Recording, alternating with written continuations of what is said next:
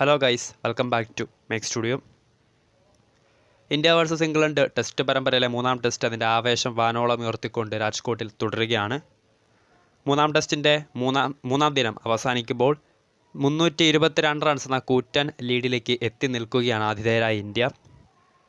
ആദ്യ ഇന്നിങ്സിൽ നമുക്കറിയാം നായകൻ രോഹിത് ശർമ്മയുടെയും രവീന്ദ്ര ജഡേജയുടെയും സർഫറാസ് ഖാൻ്റെയും ഒക്കെ മികച്ച ബാറ്റിംഗ് പ്രകടനത്തിലൂടെ 445 റൺസിൽ എത്തി നിന്ന ഇന്ത്യ രണ്ടാം ഇന്നിങ്സിൽ ഇതുവരെ 2 വിക്കറ്റ് നഷ്ടത്തിൽ 196 റൺസിൽ എത്തി നിൽക്കുകയാണ്. 322 റൺസാണ് നിലവിൽ ആതിഥേയരുടെ ലീഡെന്ന് പറയുന്നത്.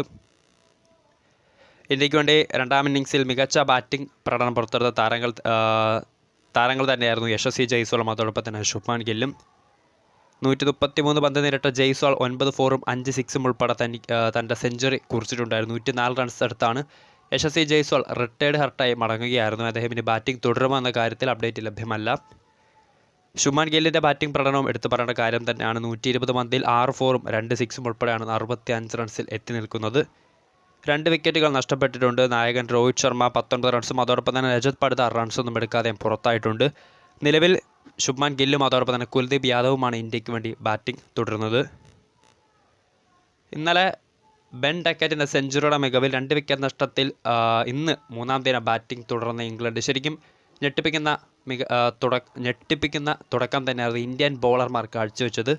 മുഹമ്മദ് സിറാജിൻ്റെ 4 വിക്കറ്റ് പ്രകടനത്തിലൂടെ 319 റൺസിനായിരുന്നു ഇംഗ്ലണ്ട് ഇന്ന് ഓൾ ഔട്ടായിട്ടുണ്ടായിരുന്നത്.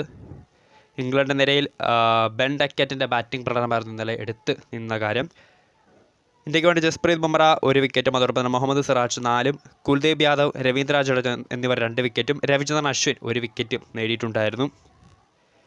അങ്ങനെ അതിൻ്റെ മൂന്നാം ദിനം ഇംഗ്ലണ്ട് നിരയിൽ ടോം ഹാർട്ട്ലിയും അതോടൊപ്പം തന്നെ ജോ റൂട്ടുമാണ് 2 വിക്കറ്റുകൾ നേടിയിട്ടുള്ളത്. അപ്പോൾ നാളെ 4ാം ദിനം തുടങ്ങുമ്പോൾ ഇന്ത്യ ശരിക്കും ഒരു കൂറ്റൻ ലീഡിലേക്ക് എത്തപ്പെടും. നിലവിൽ തന്നെ 322 റൺസ് എന്ന മികച്ച ലീഡിലെത്തി നിൽക്കുകയാണ്.